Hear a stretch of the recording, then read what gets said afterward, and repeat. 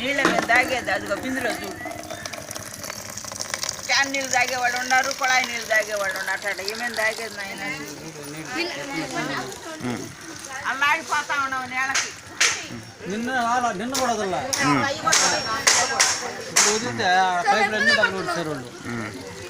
ఏ area అమ్మా ఇది?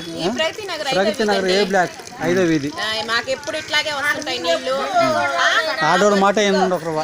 నీళ్ళే మేము పట్టుకోవాలి, గంట అయినా గరగంట అయినా. ఇంటికి ఒక 4 బిందెలు తప్పనిచ్చి 5 బిందెల కంటే ఎక్కువ కూడా రావు.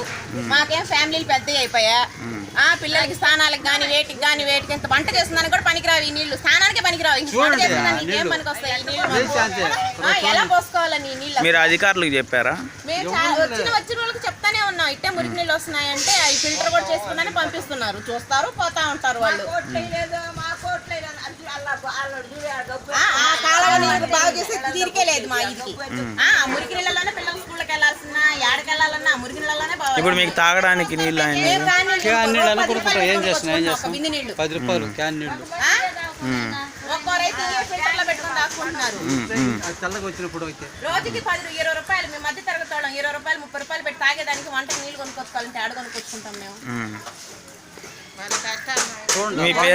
మీ పేరేంటమ్మా? శాంతి. ఎక్కడ అడ్రస్ ఏంది? ఇక్కడేనా? ఓకే అమ్మా. ఎప్పటి నుంచి ఉంది ఈ సమస్య మీకు?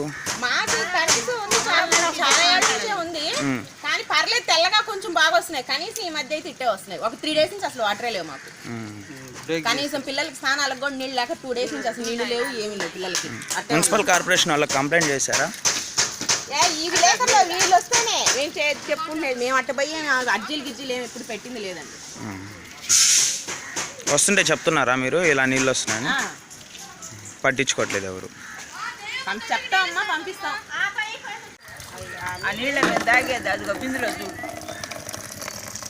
క్యాన్ నీళ్ళు తాగేవాడు ఉన్నారు, కుళాయి నీళ్ళు తాగేవాడు ఉన్నారు.